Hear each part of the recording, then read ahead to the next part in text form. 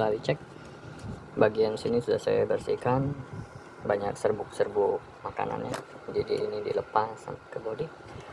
Ini tinggal dirakin aja.